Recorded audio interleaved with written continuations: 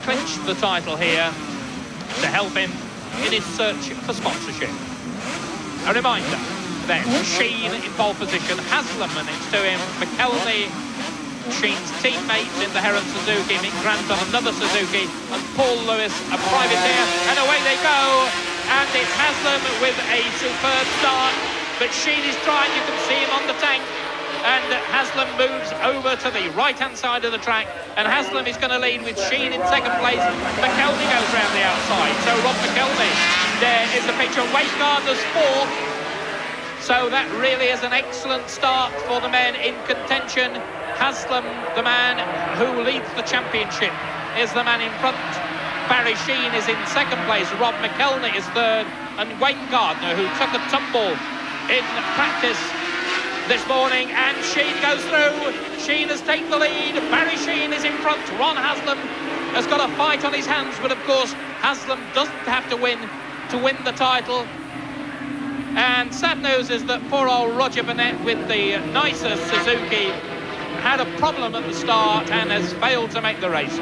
The young man who's doing so well in the European Championships. This man, though, has done it all in the Grand Prix.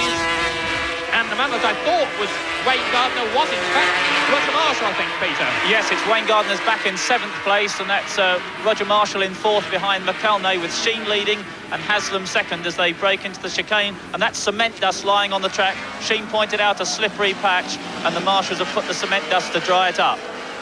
The end of the first lap with Sheen leading from Haslam and McElney, and Haslam going for the inside line. Sheen traditionally goes wide, he goes across the front of Haslam. Sheen in command, Haslam second, McElney third, Paul Lewis is up to fourth. Roger Marshall is now in 5th place. In 6th spot is Mick Grant, and in 7th position is number 8, Wayne Gardner, who qualified down in 21st place, and that was, of course, after taking a tumble and having the second machine seized during the opening practice session. Sheen, the race leader. This is the second of 18 laps. And Sheen, of course, vigorously denying that this will be his last race. Haslam second, McElney third.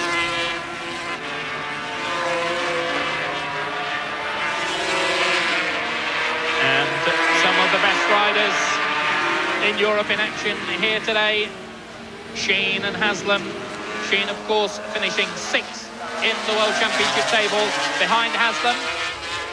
Haslam second, McElney third, Lewis is 4th. In 5th place, Mick Grant. And Haslam takes the lead.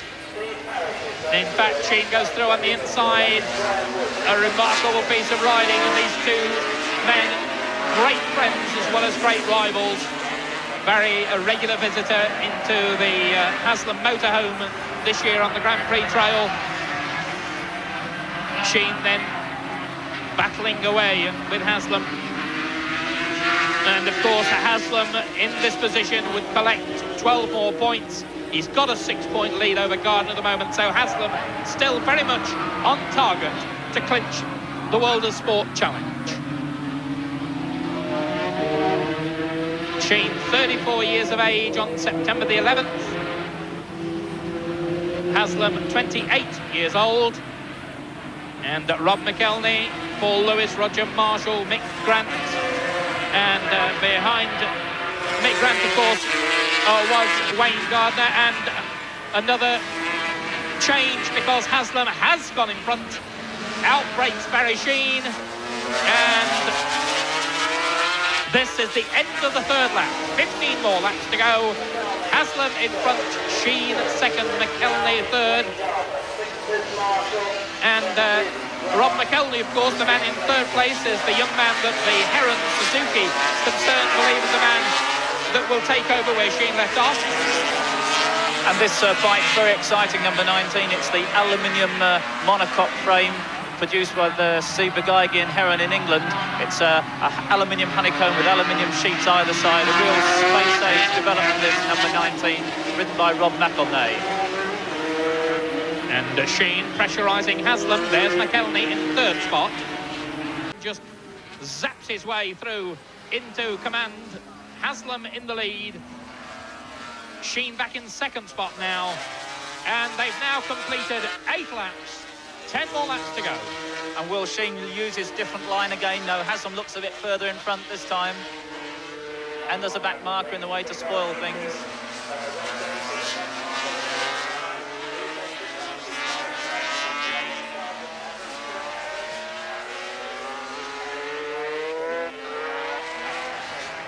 And we hear from the pits that Roger Burnett, the young man who is lying second in the European Championship at the moment, he broke third gear on the warm-up lap on the nicer Suzuki, and that's the reason that he wasn't able to make the race. Meantime, the men who did make the race are producing a classic encounter in this third and final round of the World of Sport Challenge.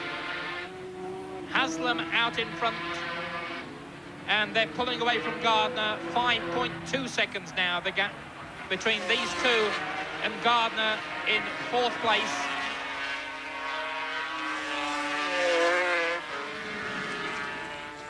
Trevor Nation, another man to retire.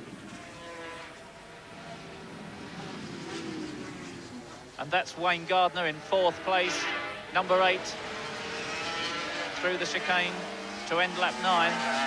This is the halfway stage. Gardner has 9 more laps ahead of him to catch and pass Haslam and Sheen. And he's also got to hope that somebody else does that as well, because if Haslam finishes in the first 3, then Haslam is going to be the champion. And I think I saw Wayne Gardner point down to his front wheel as he flashed past the pits. Maybe that's a problem. And Sheen is in the lead. Sheen back in front, and Mick Grant, another man to pull out. Mick Grant has gone into the pits, so more changes. A quick look at the leaderboard. Sheen out in front, Haslam in 2nd place, Rob McElhenney 3rd, Wayne Gardner is 4th. In 5th position is Paul Lewis, 6th Roger Marshall, 7th is Steve Parrish, and in 8th place was Mick Grant, but up there goes Mark Sal. And Haslam again showing that the Honda is quicker down the back straight, uses the acceleration, the power, the performance of the Honda to go through, blaze the bike almost on its side coming through the chicane. Really is a beautiful, exciting rider to watch, Ron Haslam.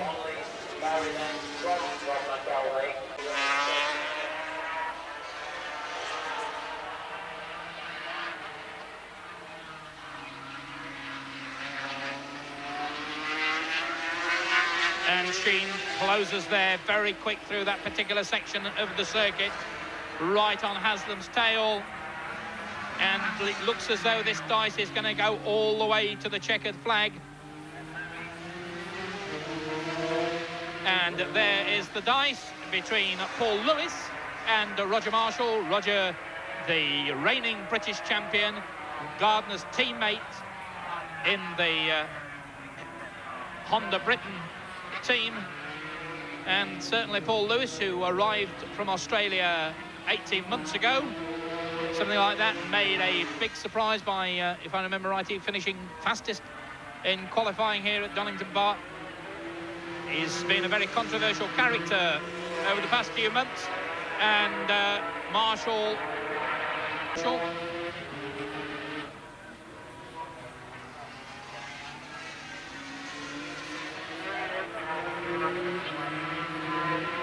And this is the 15th lap, 14 laps gone, and that man could be the difference between, and fortunately looks over his shoulder and sees Sheen. Well, if that tail ender had inadvertently got in the way, Peter, that could have put an end to this dice. Yes, I think the crucial thing is for Sheen now that he's sort of 10 lengths behind. If he was only 3 lengths behind, then he has every possibility to be able to outbrake Ron and to slipstream him down the straight. But that 10 lengths makes it very, very difficult. So he's got to make up 7 lengths before he can think about passing Haslam. And certainly Haslam, look at that, knee on the tank as a front wheel comes up into the air.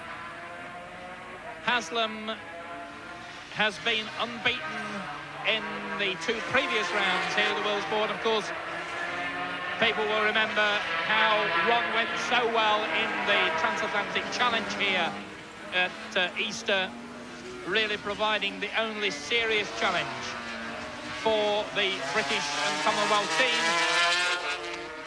15 laps gone, 3 more to go. Sheen acknowledges the signal. And has he got something in reserve? This is always possible. He may not have shown his hand. He could have a little bit of extra speed or a little bit of cornering ability left, and he's been conserving himself to the end. Well, let's hope so. I'd love to see a last lap battle between the two. Well, absolutely, but Haslam appears now to have stretched the advantage just a little bit. But this is a man getting in the way in the middle of the corner, just what Ron doesn't want. And this Donington Park circuit, it's all curves around the back of the track, and you cannot pick any easy place to pass a tail ender. Ron has to try and weigh up as he approaches to encompass them in his line, because there's no straight at which he can just blast past. No change then in the top 6 positions, but that battle between Marshall and Lewis is taking them closer and closer to Wayne Gardner, and Gardner, of course, now is beginning to wave goodbye to his chances of winning the World of Sport Superbike Challenge. Haslam with a 6-point advantage over Gardner, and there's another man who's going to make life that much more difficult for Sheen to close on Haslam. 16 laps gone, 2 more laps to go. Barry's still trying, chin on the tank. You know when Barry Sheen's trying, because he gets down behind the bubble. And it's just a little bit of a lottery to see who meets the tail enders in the next lap. And the gap over a second now between Haslam and Sheen. And you can see visibly the gap widening there. Sheen will try hard. He would dearly love to win here, and so would his countless fans. But of course, Ron Haslam is the local boy, and for every Sheen enthusiast here, there's a Ron Haslam man as well. And just 2 seconds now, the gap between Wayne Gardner and Roger Marshall as they battle for 4th and 5th place. And Sheen a little bit closer, but I don't think it's close enough. You can see the gap, and we know that the Honda is quicker down the back straight. Coming into the chicane. 17 laps. This is the last lap. Sheen is a little bit closer, 0.8 of a second. He's pulled back more than 1/5 of a second. And Sheen is getting closer, but he's got an awful lot of work to do, because Ron Haslam knows Donington. And there seems to be a clear road in front of them. It doesn't look as though there's a tail ender on the horizon that could make the difference. Last lap. Haslam trying hard, and so too is Barry Sheen. And the gap between Wayne Gardner and Roger Marshall now just to 1 second. That's the battle for 4th and 5th place, but this is the one that matters. It's the battle for the lead. Sheen's got to make up those last 4 lengths through this corner. It's a tall order, but he's claiming on Haslam. Sheen is closing, but we know that the Honda is quicker down the back straight, and Ron Haslam looks over his shoulder. He winds up the Honda. He's going to do it, I think. Sheen trying, Sheen braking hard, coming in very quickly for a sprint to the line. And Haslam, look, and it's close, so close. And did Sheen win it? Well, that was side by side. Who won it? Well, we shall just have to wait and see. Sheen did it perfectly. I think Haslam won it by the narrowest of whiskers, but what a great race from 2 of the finest riders in Britain. Ron Haslam then, and Barry Sheen, and thumbs up, they shake hands.